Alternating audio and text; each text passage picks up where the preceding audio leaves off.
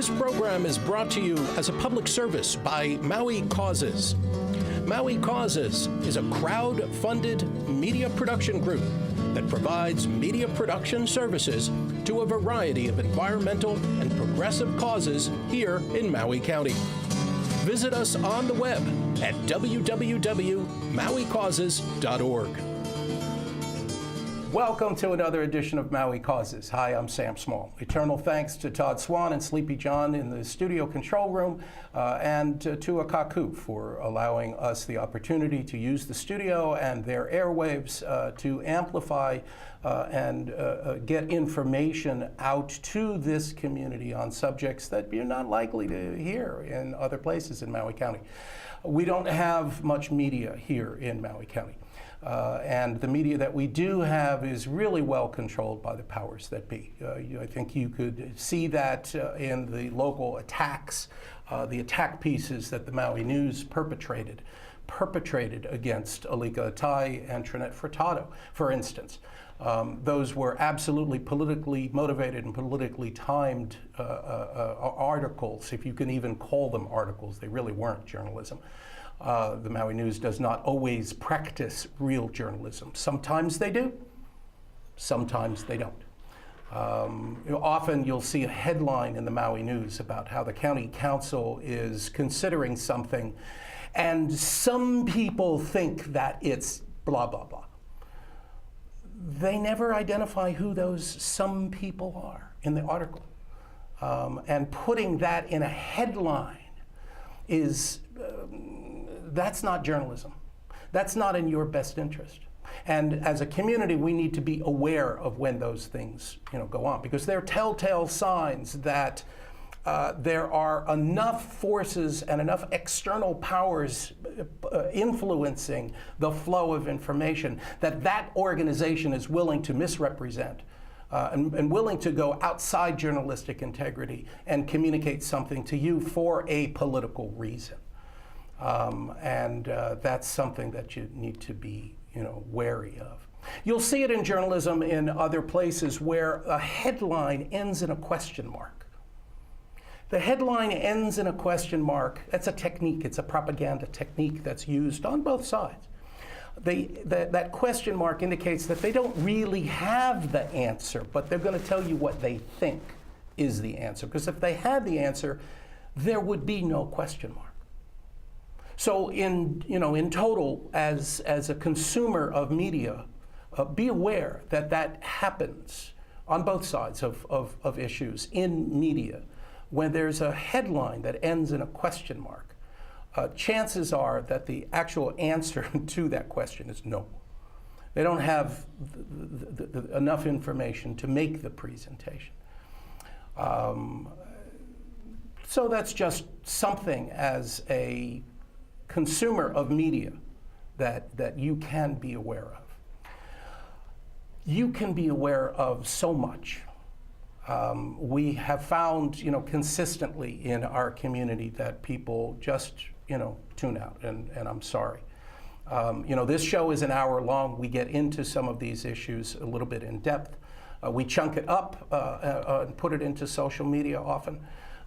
Because it's easier to consume. It's easier for people to hear the messages that way.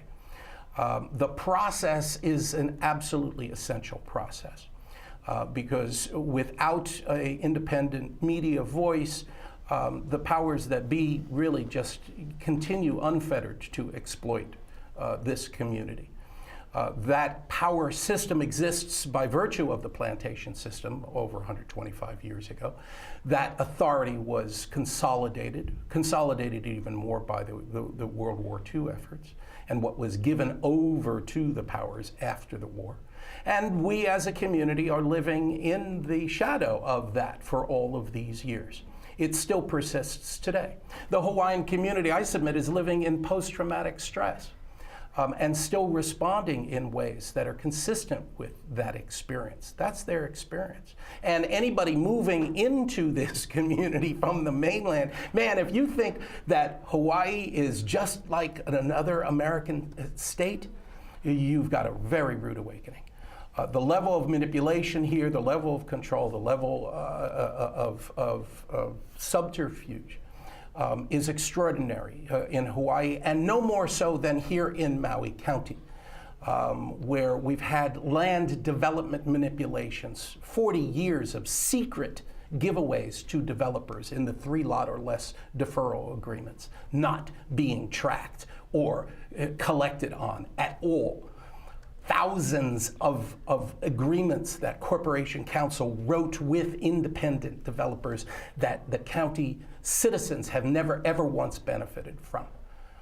They never once have actually collected on any of those agreements. And they are an impediment to solutions that you need. They are an impediment to any capital improvement project in Maui County being initiated, because they have still no system to collect on those deferral agreements, and therefore cannot do a capital improvement project. The Hui Roads issue cannot be solved here in Maui County until we deal with the deferral agreements. And then we have things like the 2-lot or less subdivision exemption, roadway exemption that was in secret, essentially snuck into at the last minute into the upcountry water bill, piloted by Gladys Bacia in 2015. She was the chair of water.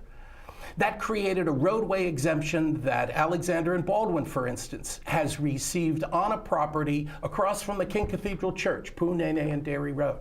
When they developed that 1,200-acre parcel, either commercially or residentially, going all the way out to the traffic light, when they develop that parcel, you will pay for their roadway improvements. You will pay for the curbs and sidewalks when they should be paying, because this language was slipped in with no notice into the 2015 Upcountry Water Bill. 2 county council members have suggested that that language be removed. But why did it end up there in the first place? It's a secret giveaway. It's part of a pattern of secret giveaways. And our existing system allows that stuff to go on. We need a radical transformation of how planning, how public works or doesn't work. And that's what we hope and pray is coming from this new administration. We hope and pray that an understanding that the system is broken, that the system can be fixed from within, and that we can all move Maui County into a modern era with appropriate levels of transparency and accountability as a municipality, a modern municipality. And that's the challenge to Mike Victorino. It's a big one, and let's all, hope and pray that he is a big enough person to make that happen. Let's have the transparency that we need. Let's get an independent legal opinion for the county council. We all voted for it, and Alan Arakawa found a way to suppress it. Let's make that happen day one.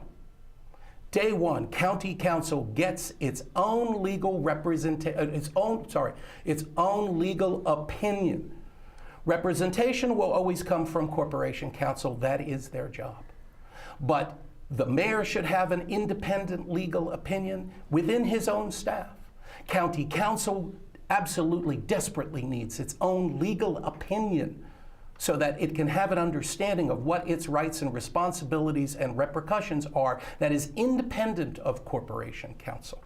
You all voted for that in 2016. Earlier, it was supposed to go into effect in 2017. It was supposed to go into effect, and it never really happened. It needs to happen day one. We have so many other things that are evolving, on a national level that actually affect us here in Maui County, and nothing, I think, is bigger than the new farm bill that has just been miraculously signed into law that changes the way that agricultural hemp is perceived and works through the entire agricultural and product system. We're talking about an extraordinary overturning of a ban that was created 84 years ago that has removed a vital component from our society and Hallelujah. Everything is changing. And to discuss that on the show and to celebrate with us on the show, we have our two leaders of the Maui Hemp Institute for Research and Sustainability, Mr. Stephen Rose and Mr. Shane Smith. Thank you both. Why am I so excited about this? You're not excited. I'm excited. It's 85 years since the first ban in 1935. It's a 50-year quest for me when I first discovered the cannabis plant and found out why it wasn't in our diet, why it wasn't making fuel, why it wasn't building houses. And that's all changed. The law has changed. It's going to take some time to kind of adjust and bring it all forth. But hemp now is like corn. It's an agricultural crop. There'll still be a few permitting and other issues that we need to resolve, but basically the federal government no longer has any jurisdiction over hemp. So hemp actually is no longer worse than heroin? No longer worse. No more Schedule I, yes. It's astounding. It is so much an amazing change over history, considering hemp has been around with human civilization before it was recorded. The first cultures use hemp. The oldest tombs that have ever been opened up had hemp seed in those tombs. Exactly. It shows you the value that those societies placed in access to hemp. Well, it was one plant that gave them food, housing, clothing, medicinal benefits, and also spiritual benefits. This plant was basically the basics of medicine in this country before the ban. Most patent medicines in the 1800s up until the early 1900s were containing cannabis in their formulas. Cannabis was the main medicine used by doctors for so many cures. We're now seeing that come back with the release of CBD products, which have some of the components in the plant in the medicine. And literally hundreds of millions of people worldwide are benefiting by cannabis right now. So this ban that we're talking about that has been lifted, where did that come from? Well, basically, after Prohibition ended, a gentleman who was head of Prohibition, Mr. Arnsberger, had all these agents and nothing to do with them.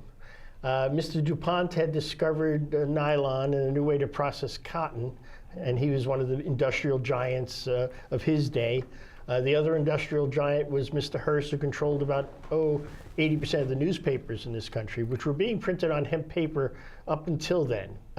Hearst made a big play, bought a lot of the forests in the far west, and wanted to switch to paper. And Weyerhaeuser as well. Exactly.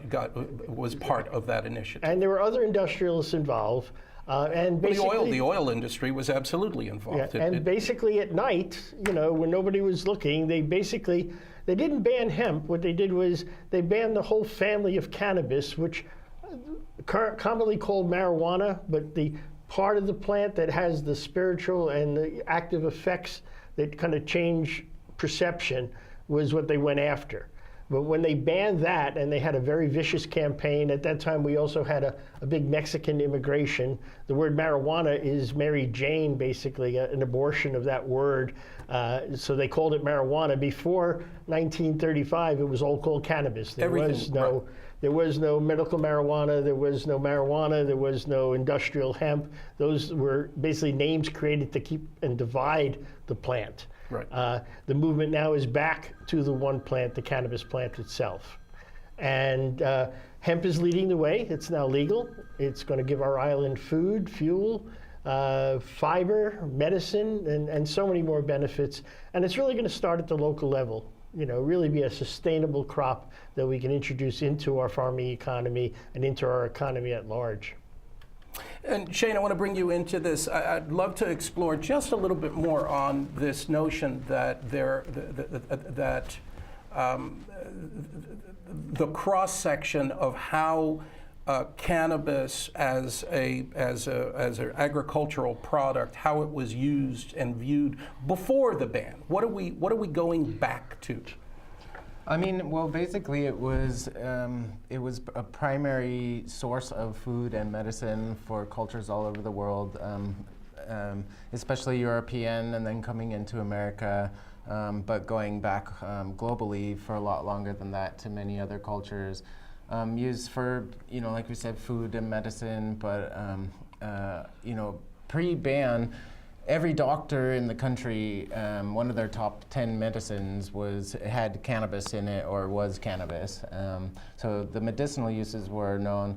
Every transatlantic voyage that occurred, the ropes that were used for the ships were made out of hemp. And in fact, it was essential for the exploration of the world and being able to cross the oceans with ships. And so it's a return to a relationship with a plant that started, going back to the dawn of agriculture and humans cultivating plants for their own use. So. And you are a farmer. You have experience in growing these plants. Yeah, so I was a farmer and cultivator in the medicinal cannabis industry in California for 13 years. And so now here in Maui, after working with doctors for many years and many patients, and with the ban on cannabis, also came the ban on research on cannabis. And right. so, a lot of what's known in the medicinal areas was research that was done personally by individual doctors and just the farmers out in the hills and working with their friends and families and learning what the plant could do for them medicinally. So after years of working with different doctors and learning about the medicinal benefits, my primary focus now has become being a funnel of information and keeping up to speed with the latest developments as they come out and learning also about the legalities as it changes around the world and being able to provide that understanding for people of the components of the plant and what they can be used for and to counsel with not only patients but doctors as well as to the medicinal benefits as they're discovered. Right. So then prior to the ban, certainly there was what you would call, adult use. Certainly, that plant has an effect, an influence on it. We're dealing with the comparison in our society today to alcohol.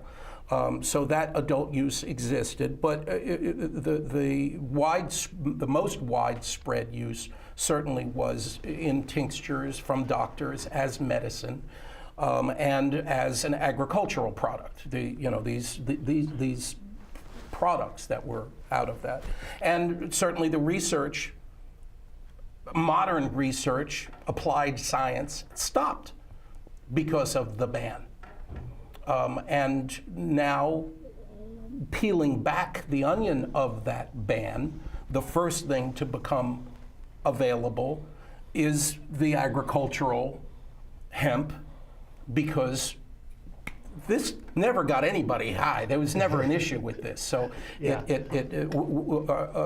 Our process of unfolding this still has a separation between the agricultural hemp and the other forms of cannabis, the marijuana, that has a medical use, a valid medical use for a certain portion of the population, and also has this adult use, which we don't really even have to get into. The adult use is a separate social thing. Yes.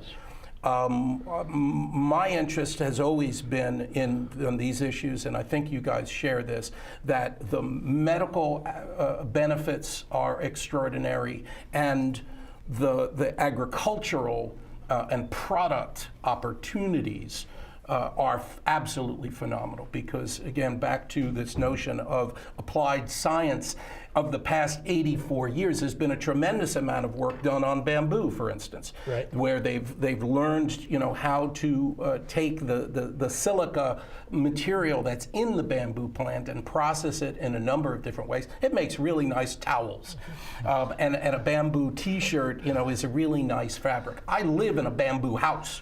My house structurally is built out of bamboo technologies, bamboo homes. A nice pitch for those guys. A recent article in Hawaiian Airlines magazine, many of you may have seen, that featured, how they've built a home out of bamboo. Now we have the opportunity to do that research and build homes out of hemp. Well, that piece of hemp you're holding, okay, has many uses. This was actually grown in 2014 in the first crop on Oahu in a research study. This was part of the first research study. This was part of it. They cut it down, disappeared. I managed to get a few pieces, so this is one of the pieces. But I just want to show the physical size of it. It looks very different. There's a number of things that come out of this. There are long fibers, which are used for clothing, number one, but they're also now being used to look at replacing lithium batteries. There's literally thousands of uses. The resins from the seeds and everything are being made into plastics. Pretty much anything you make out of petrochemicals can be made out of hemp and hemp seed. Right. Bottles, all our bottles made of hemp, basically they'll deteriorate in a couple of months. Well, and that's why the oil industry was involved in manufacturing this ban 84 years ago, because they wanted hemp oil off of the market so that they could fill the market with their fossil fuel oil. Right. And we've seen, you know, as a society, we've seen the damage that fossil fuel oil has brought into our society, because it really does seem to be that a significant portion of whatever man-made impacts there are to climate change are a direct result of that carbon coming out of the ground and being brought back above ground into our air and water. That entire industry flourished because of the ban that we are celebrating today is gone. And moving forward, you know, when we look back, we see what hemp was used before the ban. We see what the ban did, brought all these pharmaceutical industry, oil industry, gave them all a chance to go. Nylon, you know, things that just don't disappear anymore on us. And cotton, which is actually kind of a toxic crop to grow for clothing. And this is a cotton consumes shirt. a lot of water. But as a historian of hemp and following it, I've been involved with hemp for now over 50 years. You know, first discovered the plant in 1968. I'm one of those old hippies. The hair is long gone. But always had a fascination of hemp, you know, been studying it. And well, now, you've also studied, you know, a variety of minerals and nutraceuticals in ginseng. I know you've got a rich history yeah, I'm basically in ginseng. A qualified ginsengologist. I've studied American wild ginseng for over 35 years, very involved in revitalization of the American ginseng industry on the mainland. But the cannabis plant always kept cropping up along the ginseng. Well, because it's been in, you know, I mean, the research really has recognized that there is an absolute necessity. We need, as human beings and our domesticated animals, have all been existing with hemp as a food source. Exactly. Like I call it, it's broccoli or carrots, you know, and this ban for 84 years has removed the food from our diet. And one of the benefits of hemp is the omega-3 combination. Everybody knows fish oil from salmon is high in omega-3s, essential for your skin. Yeah, but that's just the three. That's just the There's three. more than... Exactly. In order for your body to absorb 3, it needs the 6 and the 9. The hemp plant happens to have the perfect ratio of 3, 6, and 9 that our body has. So a little bit of hemp seed or hemp oil goes a long, long way past any kind of fish oil and doesn't deplete our oceans. Right. Is another and, benefit. you know, and it's not by accident that we have a requirement for what this plant delivers. Exactly. That didn't happen by accident. Exactly. That is something that has developed over the history of humankind. That is something that we are hardwired for. We are all living in essentially what the researchers are calling a cannabinoid deficiency. We are all lacking something in our central system that balances out our system, because these essential food products have been removed from our society. Even our animals. I mean, the whole notion of what you feed a chicken. You know, because what you feed the chicken comes out in the chicken meat. And so if you're feeding the chicken, if your chicken is eating hemp seeds, then those omega-3s that are in the chicken. And not only do you get a benefit from eating the hemp seeds as a food product, you also get a balancing benefit by eating the chicken meat or the eggs that have these multiple omegas in them. That's how this stuff was fully, our entire food supply was fully informed and bolstered by the presence of hemp in our society.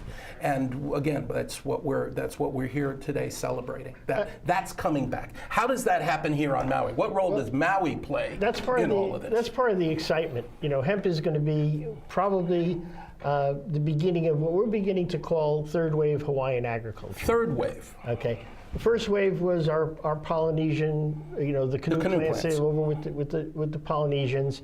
The next wave was the plantations and the monocrops and all the packaged foods, et cetera, that didn't get farmed here. And we wound up monocropping sugar, basically. This new third wave, which has been demonstrated by a lot of our local farmers and being proven to be the way to go, is a new method. It uses the old Hawaiian methods of finding things in the soil, enriching the soil. It's really about making a living medium out of your soil. If you have healthy soil, anything will grow in it. When you say things in the soil, you're talking about microbiomes. Exactly. You're talking about fungus and soil bacteria that gives the soil life. Exactly. The tilth, it allows it to hold moisture. It allows, and in fact, we've spoken many times. If you watch the show, we're a big fan of Korean natural farming, which is in many ways very similar to the Hawaiian cultural practices of farming, where the soil is what feeds the plant. We don't have the mechanisms. We don't have the tools. It's not broken down sufficiently. Whatever we can put on the soil isn't in a form that the plant can actually extract out of the soil. There's stuff in the soil that has to work on that first. Break it down. What the farmer puts into the soil is then broken down by these living organisms in the soil.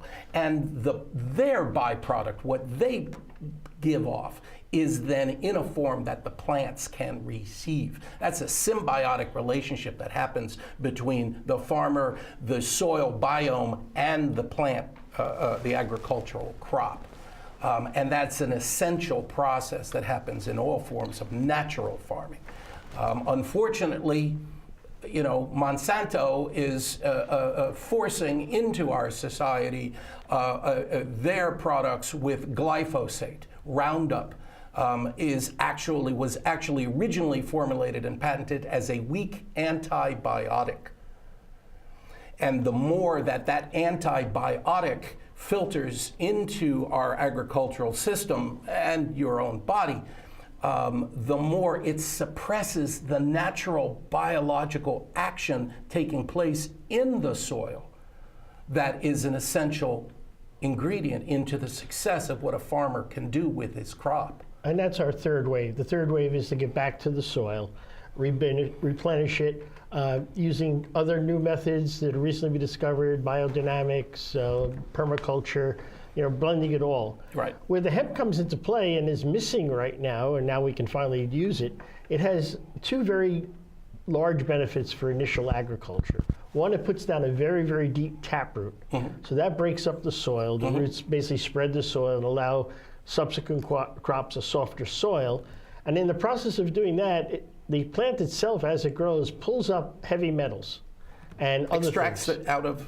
Exactly, right out of the soil. Now, we have no scientific tests on that. That's one of the first research studies our institute wants to do, but it's worldwide common knowledge for millennia that it pulls metals. In Chernobyl, after the radiation disaster there, they spread hemp seed for thousands of miles around Chernobyl to remediate the soil, and it soaked up a lot of the radiation. And that's very similar to bamboo, because that actually in those environments, bamboo was the first plant to reestablish itself. Exactly. So the soil remediation is the first part of the hemp plant, but the biggest use of the hemp plant, and it's our biggest problem for farmers, which people don't realize, is our wind. The wind will take down small trees. You can't grow a mango tree in the Central Valley. It'll blow over before it gets big enough to put out fruit. Right. We have a cultivar of hemp, and there are many, but one we're going to start actually our field tests in March with, if all continues along course. This plant will grow 12 feet high in 8 weeks, and it's as thick as bamboo. So basically, by putting up a stand of this heavy, dense hemp, it'll act as a windbreak. and a soil remediator. Fabulous. Then we keep moving that out. We'll probably do a circular pattern where we keep moving the windbreak out. In the center, we'll plant other crops of hemp to continue the soil remediation, and then at some point begin the third wave agricultural methods. And we used to have that windbreak here on Maui. I mean, we had the privet hedges all along the highways. That's what they were for. They were a windbreak. Yeah, we also had in ancient times koa forests. And Well, yes, that was a windbreak too. that was a small, better windbreak. And this allowed the forest to come back because your koa tree can't grow in the wind when it's small. It gets blown over. So, you know, the hemp itself is going to be a windbreak to start with, and then all that hemp can be harvested because it is fiber, and our plan is to use it to make houses. Actually, it's not our plan, it's our newly elected mayor's plan. We had lunch with him a few months ago before the election, talking about the R2 water, which is the water that comes out of the water treatment plants that we don't know what to do with. We're watering every golf course possible. Right. They want to talk about injection wells, and he came up with an incredible idea. Outside of Kihei's wastewater plant, there's 150 acres of county-owned ag land. So we're going to pump that wastewater up to the ag land and grow hemp with it. Oh, right there. Which will clean the water. Right. So it doesn't have to be trucked. It's close enough that it can just be pumped. Clean that soil that was, you know, whatever's left in it from whenever. Right. Okay, and then take that hemp and build houses with it. 100 acres of agricultural hemp. And this is a rough estimate, we'll build three-bedroom houses, not mini homes, but full-scale houses. And that's creating. We've got some video footage that we shot a couple of years ago of a hemp house being built here on Maui from hempcrete. Right. And that was a process of ramming the hemp into these forms. But that whole understanding and system has evolved now into building hempcrete blocks. Well, we call it the Lego system. You can literally get a Lego set, design your house, and then just scale up the blocks, even with the 6 prongs on top. We have a wonderful Facebook page. If you go to Maui Hemp Institute on Facebook, there are links to all the things we're talking about, and you can see these blocks actually being built. And they stack them up, and they put on a Tesla or a solar roof on there and run in plumbing, and you have a house in a matter of 3 months. And recently in Europe now, where the state-of-the-art technology for hempcrete and hemp building has been going on forever, they never stopped building with it. They've just come out with a printer. I mean, it's a 40-foot high crane, and it's connected to a computer, and it literally prints a house out of hempcrete in a matter of 3 days. In position. Exactly. This is a movable printing head, 3D printer that it moves along and actually can print the house standing in the position that it needs to Exactly. And it's new technology. That's mind-blowing. That is just mind-blowing. Yeah, it's new technology, but by the time we get to building the house, which is probably 2 or 3 years away, because we've got to grow the hemp and do other things, the technology, everything is, you know. You'd need a windbreak for that. Because that crane, Yeah. it's talking about windbreaks, you'd need a windbreak for that. Yeah, because definitely. that crane with that print head, you know, moving along on your lot, I can imagine it. It's like, you know, it's a slow process, Yeah. you know. So that thing just moving along, and the wall just gets built and built and built and built, and you're literally printing a house. Exactly. A standing house. And what we want to do is we want to make this a community effort. You know, when we make those first houses, whether we use the block method or the printer method or methods that are being developed, which we're not even talking about yet, they'll be here. Right. We want to get everybody involved. We want to get the unions involved, the real estate people, the local populace. So from day one, we handle all the coding issues and any problems that may come up. So when that first house is finished, it's ready to build thousands. We don't want to build a house and then have to go back and figure where it doesn't fit in. Right. We're going to build something that fits in. So we're opening up. We'll have some meetings probably, you know, mid next year with architects. So we're starting to put a group of architects together and construction people together. And this gives me a chance to talk about our institute and how we're set up. Just where I wanted you to give us where can people find out more information about the Institute specifically? Well, our institute has a very different model we're developing. It's a very old model. It's actually how the Hawaiians lived here on Maui for centuries before everybody else got here. And it's an Ohana method. We're an Ohana right now. We're a nonprofit Hawaiian corporation for business purposes, but we're an Ohana. We're a family, everybody involved. And we have committees within our family. All our members are invited to be part of the family. And it's very inexpensive to become a member. And if you can't afford it, we'll get you in somehow anyhow. And all our members are invited and urged to join committees. Shane is head of our medical committee. where we're bringing all the people working in the medicine aspects of it. He's also chairman of our executive committee. So all our committees have a committee head. They get together in executive committee meeting, and that committee decides the goals and the direction of the Institute. This is the same way that Hawaiian kingdoms were organized. Small, each Ohana, reported to the Maui king, and he reported to the Hawaiian king, and that's how decisions were made. And we've also added to our model, for lack of a better term, or the best term actually, a kapuna system, where I'm the chief executive Hempster.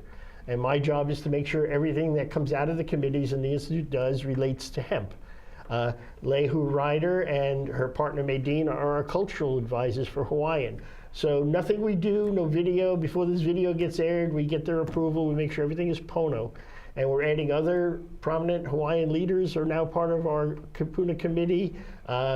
And we have a lot of others coming. We'll announce them soon, but we're bringing on the elders to basically help our younger generation lead this institute where it goes, because that's whose institute it really is. It's for the younger generations. And that's represented well, I think, by and Shane. Shane is basically, he's head of our committee, but he's also head of all the committees now, and he'll be kind of moving forward, leading the way for what's going to happen hemp-wise on Maui. Shane, how not to get too personal, but how old are you?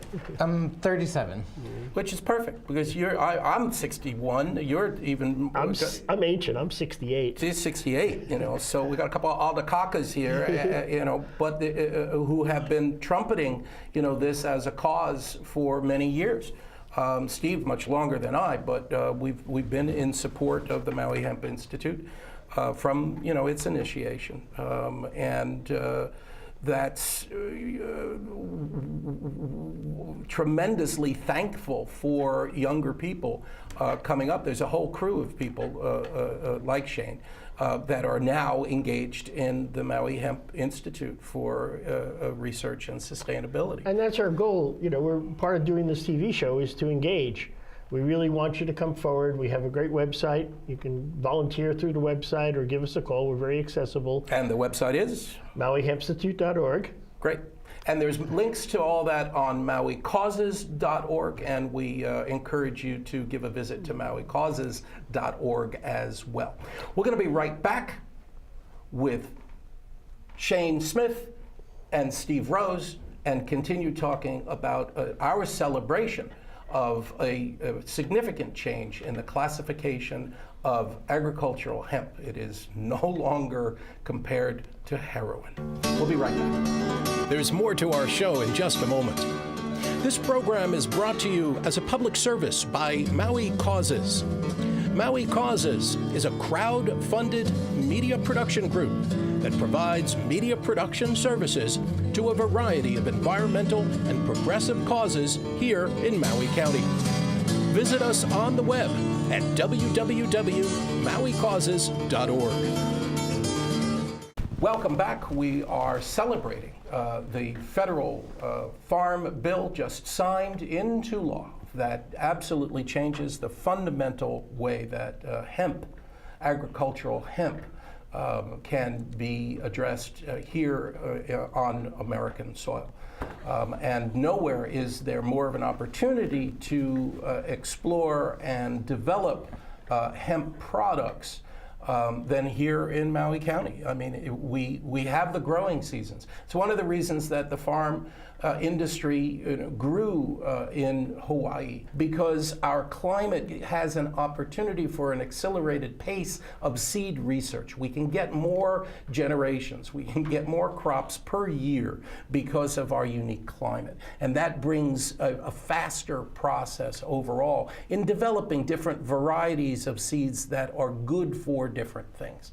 And because of the ban, this artificial ban that has been placed on agricultural hemp for 84 years, not just in America, that was asserted across Europe as well. If you wanted to do business with the United States, you had to agree to that same ban. So hemp has been suppressed globally through our successive U.S. administrations. So that will free those countries as well to redevelop Because if you go, hemp was grown in Turkey, in Hungary. There's a rich history of hemp growing in those communities, and lo and behold, those are some of the areas that are at the dawn of civilization. Yeah. How did that happen? Well, it's still happening. There's some interesting videos, and Sam will post some links to hemp still being grown in Europe and with ancient ways, which is fascinating, still making clothing. But let's talk about sustainability in the future of hemp on Maui and how everybody here can benefit. Our T-shirt says hemp is hope. Next year it's going to go hemp is here. It's here, baby. Okay, but it's hope. And not only for the small farmer, it's hope for our manufacturers, our producers, even our tourism industry. The farmers will benefit from the hemp as a windbreak, as a soil remediator, and as an agricultural cash crop. And our small 2-acre landowners and people with smaller plots of land can also benefit from hemp. Besides growing some hemp seed for food and oil for their own families and having some fiber to build some small dwellings with, the Institute is developing many programs to get our smaller, backyard farmers involved. And we'll have some programs probably by midsummer. Stay on the website and stay in touch with us on how individuals can get into the hemp business, and start to produce. We're going to be forming some HUIs and cooperatives. Right now, we're working and talking with, the various end product producers. There's equipment that has to be brought here that costs a lot of money to break down the hemp or extract the oils. So we're working with some very ethical companies that want to come here. They're proven companies. They really want to come and use Maui partially for research benefits, partially because they understand our situation here as people who live here, not people who come through and sleep here as tourists.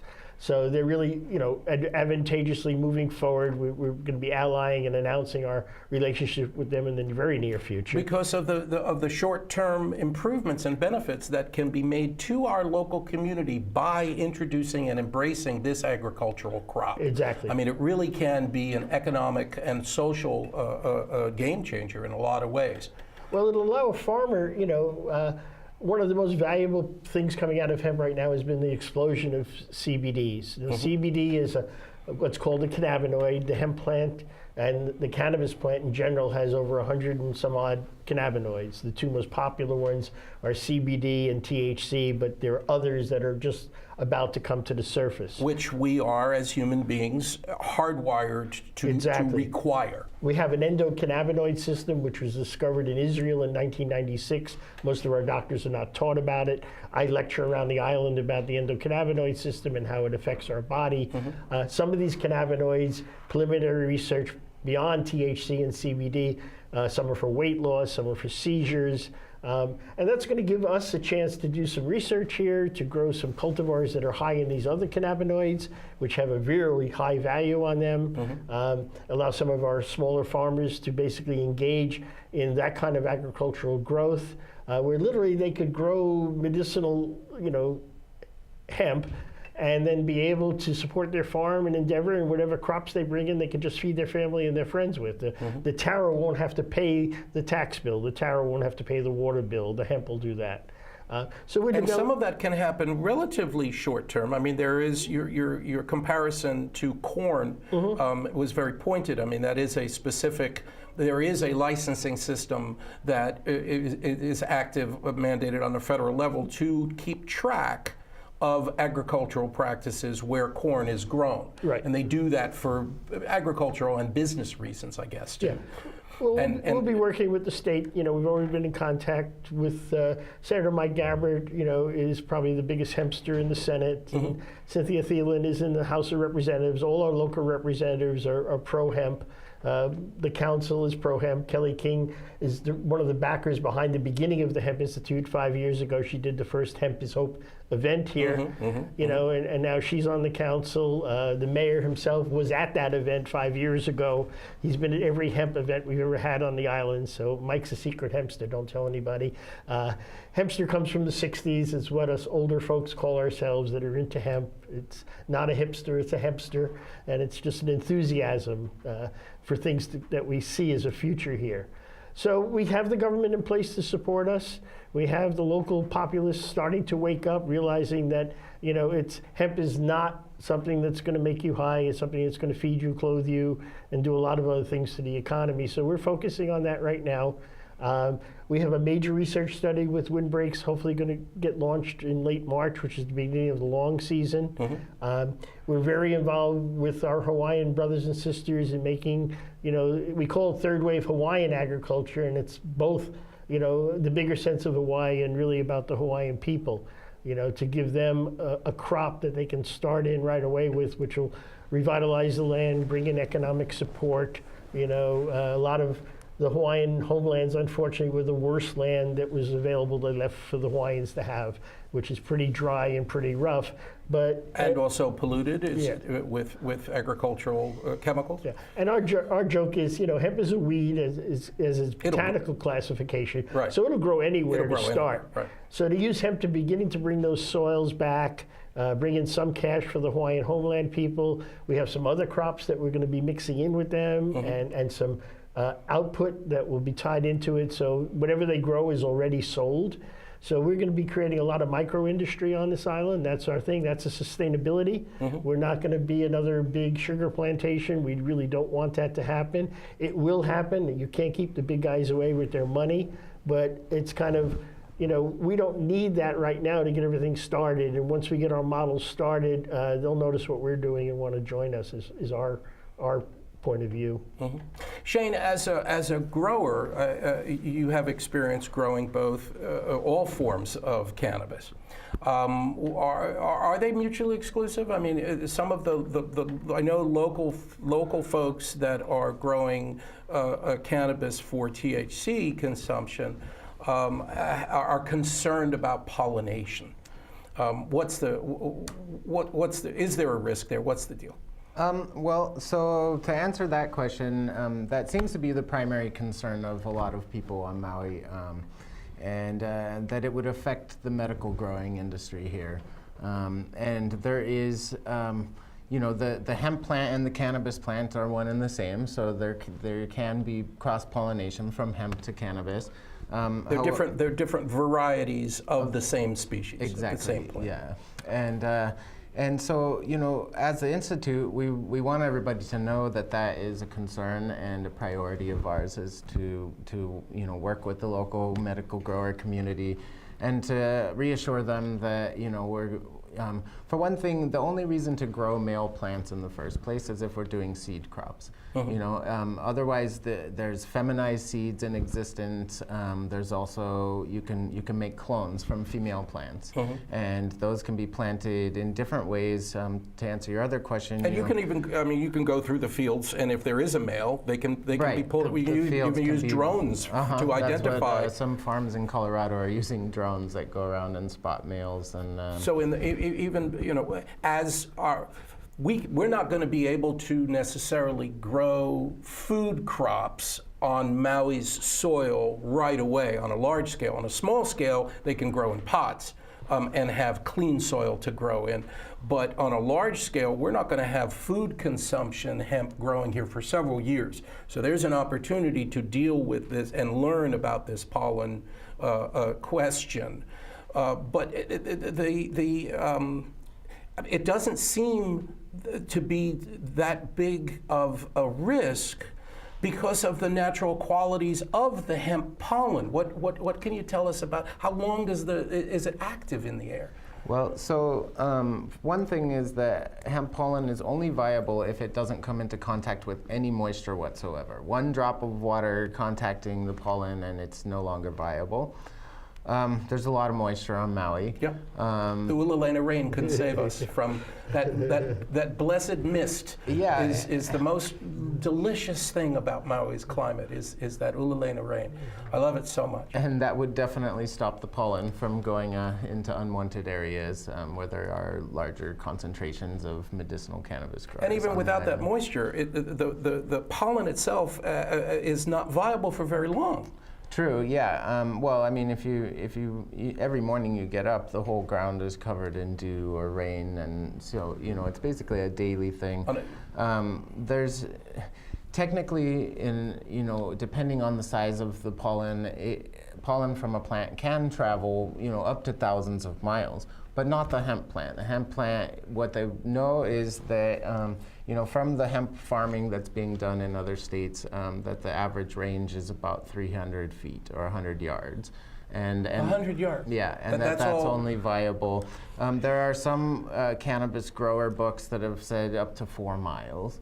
And that's if the male plant's on the top of a mountain and the high wind is blowing down the mountain. So I really. But we do have we do have a vortex here where the air does get circulated. It doesn't only just blow out. Smoke we saw from cane burning, smoke in the lower valley didn't only just blow out and go to Ocean and Kihei. Sometimes it got caught and wound around. But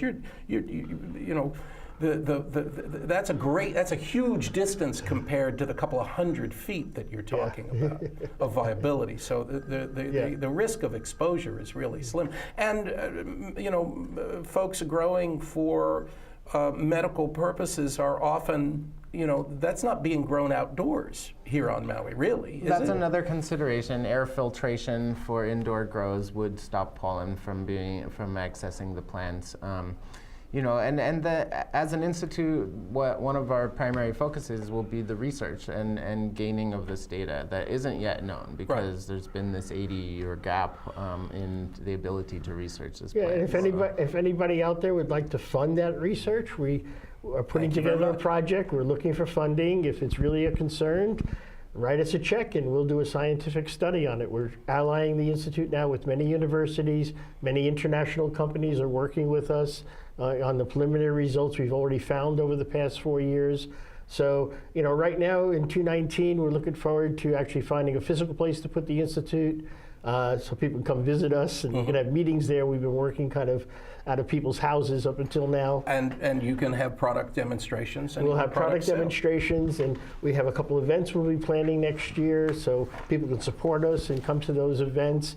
Hemp History Week, first week in June for 4 years, has been our biggest event. Maui Brewing Company does a special hemp beer each year, and this year it's going to be the best.